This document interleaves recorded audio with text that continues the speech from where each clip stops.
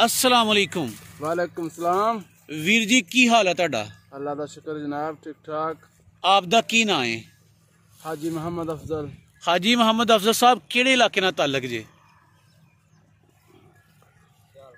सियालकोट। अच्छा दसो बकरियां किन्नी देर तो रखियां जे? तकरीबन को 6 महीने हो गए। 6 महीनों दा अरसा कैसा गुजरिया है? बहुत बेहतर। कम चंगा रहा है कि मंदा? बहुत अच्छा रहा जनाब। किन्ने जानवरों तो आगाज कीता सी? असं 5 जानवर रहे हैं। 5 जानवर? इस टाइम 6 जानवर ने। माशाअल्लाह। 5 जानवर केड़ी नस्ल दे ले सन? दोगली नस्ल दे। दोगली नस्ल दे। ते किन्ने किन्ने दे लभ गए सन? तकरीबन कोई 7000 दा, कोई 8000 दा, कोई 6000 दा। ते कित्थों ले हजे? सबलपीर गांव चो। पिंडों दे लभ गए सन। हाँ जी। ठीक है। ते तुहाडे कोल दोगली नस्ल दे जानवर ने, ठीक है? हाँ जी। किन्नियां पट्ठां या बकरियां ने ते किन्ने बकरे ने? 3 बकरे ने अच्छा। ते 3 बकरियां ने पट्ठा। 3 बकरे ते 3 बकरियां। हाँ जी। ठीक है। अच्छा ए कम बस यही काम करदे हो कि कम दे नाल कोई होर काम भी करदे हो? बकरियां चारदियां, नमाज पढ़ने और कोई कम नहीं। अच्छा बकरियां चारदे हो नाल नमाज पढ़दे हो? हाँ जी। अच्छा दसो कि रोजाना ए बकरियां नूं किन्नी देर चारदे हो? तकरीबन 6-7 घंटे चारने बस। 6-7 घंटे चारदे हो? हाँ जी। ठीक है। ते चराई वास्ते अपनी जमीन है या जेड़ी जमीन फ्री लभ जे? जेडे फ्री लभ जे, अपनी तो कोई है नहीं। ठीक है। अपनी जमीन कोई नहीं। अच्छा इन्हां वास्ते कोई पट्ठे छट्टे कोई नहीं रहिंदे अपने? नहीं कोई नहीं। कोई पत्थर वगैरह को पाए ने ऐसे पीछे। अच्छा। अच्छा घर जो रात नूं लैके जांदे हो ते घर भी इन्हां नूं खुआंदे पिआंदे हो? नहीं कोई नहीं। कुछ नहीं खुआंदे पिआंदे? ते फिर रोज दा एक बकरी ते तुहाडा किन्ना क खर्चा आ जांदा है? बस 4 के बनशी दा खर्चा खुर्चा तो कोई नहीं। खर्चा कोई नहीं आंदा।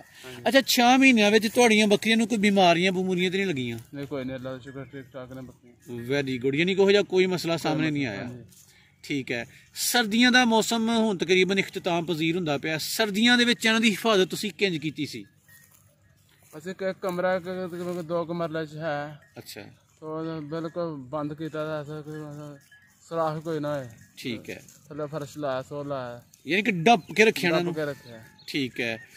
ते हुण जिहड़ा तुहाडा ओह शैड जिथे रखदे हो इन्हां नूं, ओह कमरा किड्डा क इन्हां वास्ते बनाया जे वैसे कोई कमरा नूं यूज करदे हो? वैसे अगे बने दा है। ठीक है। अच्छा की मनसूबे ने तुहाडे? 6 जानवर ने तुहाडे कोल ते इन्हां नूं वधाउण दा प्रोग्राम है या अग्गों इन्हां विचों सेल कर छड़ोगे? नहीं कुर्बानी ते जाके कुर्बानी ते जाके कुर्बानी दे लांगे। ठीक है। कुछ एक अद्धा बेच लांगे विचों। ठीक है। 3 बकरे ने तुहानूं की लगदा है कि एक बकरा तुहाडा कुर्बानी दे नेड़े जाके किन्ने क दा विक सकदा है? ते मेरे को 18-20 हज़ार दा 18-20 हज़ार दा विक जाएगा। ते ए अपनी बकरियां तुहाडियां जेहड़ियां ने किन्ने बच्चे दिंदियां ने? तकरीबन जोड़ा या एक ही देंगे, जोड़ा दे एक या 2 बच्चे दिंदियां ने। ठीक है। की समझदे हो कि एक बंदा जिहड़ा बकरियां दा काम करना चाहता है उन्हें किन्नियां क बकरियां रखे ते फिर घर चला सकदा है? महंगाई का दौर है भाजी, बकरियां काफी रखे तो फिर बस हुंदा है। यानी 40-50-100 बकरी रखे तो फिर ही काम हो सकता है।